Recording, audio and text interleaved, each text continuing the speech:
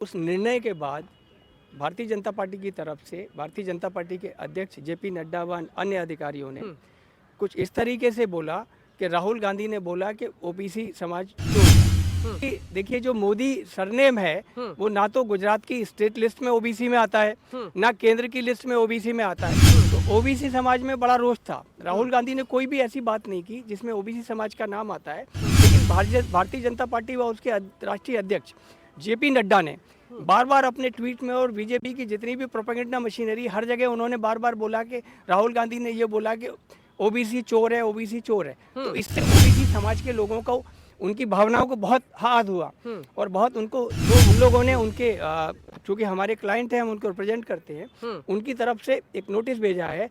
उनको नोटिस में ये कहा या तो आप अपने ट्वीट और जितनी भी आपने चीज़ बोली है इसको तुरंत वापस लीजिए 24 घंटे के अंदर, अदरवाइज हम आपके ऊपर क्रिमिनल व सिविल दोनों तरीके की कार्रवाई करेंगे। मैं नहीं कह सकता, लेकिन चूंकि अगर इन्होंने विड्रॉ कर लिया तो शायद कोई कार्रवाई ना हो, लेकिन अगर विड्रॉ नहीं करते हैं तो बिल्कुल जो ओबीसी महासभा है वो स्वतंत्र है और वो पूरी तरीके से अपनी कार्रवाई भारतीय कानून में जो चीज़ें अवेलेबल हैं उस हिसाब से सिविल व क्रिमिनल कार्रवाई करेंगे। नमस्कार, मैं आपके साथ औरंगजेब चौधरी फिलहाल मैं मौजूद हूँ सुप्रीम कोर्ट में। हमारे साथ बातचीत करने के लिए सुप्रीम कोर्ट के सीनियर लॉयर वीवी गौतम हमारे साथ मौजूद हैं। जी, क्या कहेंगे जिस तरीके से जो है अभी ओबीसी समाज ने जो है नोटिस जारी किया? देखिए, क्या हुआ कि जब राहुल गांधी का डिफेमेशन वाला केस हुआ, उसका निर्णय आया, उस निर्णय के बाद भारतीय जनता पार्टी की तरफ से भारतीय जनता पार्टी के अध्यक्ष जेपी नड्डा व अन्य अधिकारियों ने कुछ इस तरीके से बोला कि राहुल गांधी ने बोला कि ओबीसी समाज चोर है। अब इसके ऊपर, चूंकि देखिए, जो मोदी सरनेम है वो ना तो गुजरात की स्टेट लिस्ट में ओबीसी में आता है, ना केंद्र की लिस्ट में ओबीसी में आता है। तो ओबीसी समाज में बड़ा रोष था। राहुल गांधी ने कोई भी ऐसी बात नहीं की जिसमें ओबीसी समाज का नाम आता है, लेकिन भारतीय जनता पार्टी व उसके राष्ट्रीय अध्यक्ष जेपी नड्डा ने बार बार अपने ट्वीट में और बीजेपी की जितनी भी प्रोपेगेंडा मशीनरी, हर जगह उन्होंने बार बार बोला कि राहुल गांधी ने ये बोला कि ओबीसी चोर है, ओबीसी चोर है। तो इससे ओबीसी समाज के लोगों को, उनकी भावनाओं को बहुत हाथ हुआ और बहुत उनको क्षोभ हुआ। तो इसके लिए हमने उनके तरफ से एक नोटिस जेपी नड्डा साहब को भेजा है। आपने नोटिस भेजा? हाँ, हम लोगों ने उनके, चूँकि हमारे क्लाइंट हैं, हम उनको रिप्रेजेंट करते हैं, उनकी तरफ से एक नोटिस भेजा है। उनको नोटिस में ये कहा या तो आप अपने ट्वीट और जितनी भी आपने चीज़ बोली है इसको तुरंत वापस लीजिए 24 घंटे के अंदर, अदरवाइज हम आपके ऊपर क्रिमिनल व सिविल दोनों तरीके की कार्रवाई करेंगे, जिसमें क्रिमिनल सूट भी हो सकती है, सिविल सूट भी हो सकती है, डिफेमेशन की सूट भी हो। तो आप ये कह रहे हैं कि उल्टा जो है बीजेपी के नेता जेल जाएंगे? अब मैं ये नहीं कह सकता, लेकिन चूंकि अगर इन्होंने विड्रॉ कर लिया तो शायद कोई कार्रवाई ना हो, लेकिन अगर विड्रॉ नहीं करते हैं तो बिल्कुल जो ओबीसी महासभा है वो स्वतंत्र है और वो पूरी तरीके से अपनी कार्रवाई भारतीय कानून में जो चीज़ें अवेलेबल हैं उस हिसाब से सिविल व क्रिमिनल कार्रवाई करेगी। मतलब जेल जाएंगे फिर? ये मैं कुछ भी नहीं कह सकता। देखिए, इसमें चूंकि ये मेरे हाथ में नहीं है, हम उनकी तरफ से हमें जैसा भी इंस्ट्रक्शन होगा उसके हिसाब से उनकी तरफ से सिविल व क्रिमिनल सूट जो भी होगी फाइल करेंगे। तो क्या लग रहा है जिस तरीके से लगातार ये कहा जा रहा है कि राहुल गांधी का जो है आवाज़ भी खाली हो रहा है और उनको सजा का भी, जो मतलब 2 साल की सजा का भी सुनने को आ रहा है? देखिए, सजा तो 2 साल की सुनाई गई है, ये मजिस्ट्रेट के कोर्ट ने सुनाई है। उन्होंने इसके खिलाफ परसों अपील दाखिल कर दी है सूरत के एडिशनल जज की कोर्ट में। अपील उनको जो है अभी इंतरिम जमानत भी मिल गई है और उसके साथ अपील की सुनवाई के बाद जो भी होगा, लेकिन केस कमज़ोर है, केस बहुत कमज़ोर है। ये केस आगे जाके सस्टेन करने की संभावना नहीं है और संभावना यही है कि ये केस आगे जाके ख़त्म हो जाएगा और ये केस शायद राहुल गांधी सज़ा से बरी होंगे, क्योंकि उनकी संभावनाएं काफ़ी ज़्यादा हैं। और चूँकि एक बार अगर सज़ा ख़त्म हो गई, बरी हो गए, तो उसके बाद उनकी संसद सदस्यता भी वापस मिलेगी और चूँकि बंगला उससे रिलेटेड है और हो सकता है बंगला भी उनको, उसके बाद हो सकता है कि वो जब संसद सदस्य वापस बन जाएंगे तो बंगला भी मिलेगा। लेकिन आप पूरा ये जो मामला है, पूरा केस आप ओबीसी समाज का देख रहे हैं, तो पूरा मामला जो है एक बार दर्शकों को बताएं क्या मामला है और क्या उसमें आगे हो सकता है? देखिए, कोई भी समाज में क्या होता है ना, ये वोटों की राजनीति आजकल इतनी मुखर हो गई है और खासतौर से सत्ताधारी पार्टी वो किसी भी तरीके से जब लगता है ये पिछले 5-8 साल में 9 साल में कोई परफॉर्मेंस नहीं कर पाए तो कोई ना कोई मुद्दा चाहिए। लोगों को जाति और धर्म के नाम पे बांटने के लिए मुद्दा चाहिए। तो ये तरह तरह के मुद्दों की तलाश करते रहते हैं, कहीं भी बाल की खाल निकालते हैं, कुछ भी करते हैं। और तो इसी दौरान इनको लगा कि ओबीसी समुदाय का वोट मिल सकता है। इन्होंने राहुल गांधी के ऊपर एक आरोप लगा दिया कि उन्होंने ओबीसी का अपमान किया, जबकि उसमें अभी आपको बताया कि मोदी नाम जो है ना तो गुजरात की स्टेट लिस्ट में ओबीसी में आता है, ना केंद्र की ओबीसी लिस्ट में आता है। तो नेचुरली ओबीसी लिस्ट में नहीं है, तो जब नाम ही नहीं है तो अपमान कैसा?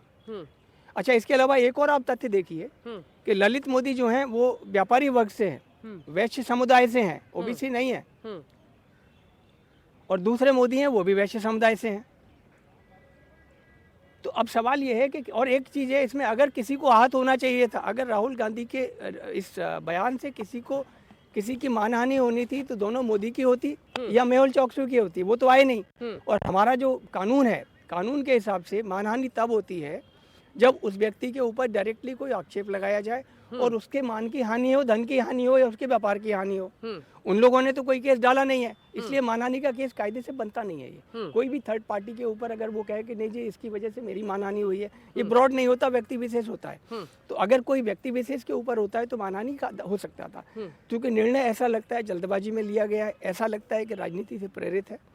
तो इसलिए चूंकि अगर कोई चीज़ गलत हो जाती है तो हमारे देश में एक बड़ी अच्छी व्यवस्था है कि एक जज के बाद, ये तो सबसे मजिस्ट्रेट सबसे छोटे जज होते हैं, उसके बाद एक डिस्ट्रिक्ट जज में होता है, उसके बाद हाई कोर्ट है, उसके बाद सुप्रीम कोर्ट है। तो एक न्याय व्यवस्था है पूरी। और आज भी मैं देखिए, चूँकि एक वकील के नाते ये कह सकता हूँ, आज भी हमारी न्याय व्यवस्था अच्छी है और हम सब लोगों को न्याय व्यवस्था के ऊपर पूरा विश्वास है। और मुझे लगता है राहुल गांधी को भी विश्वास है, इसलिए वो हाई कोर्ट सुप्रीम कोर्ट ना जाके सीधा गुजरात की डिस्ट्रिक्ट कोर्ट में गए हैं और वहाँ अपील है और ऐसा लगता है कि उस पर सही निर्णय होगा।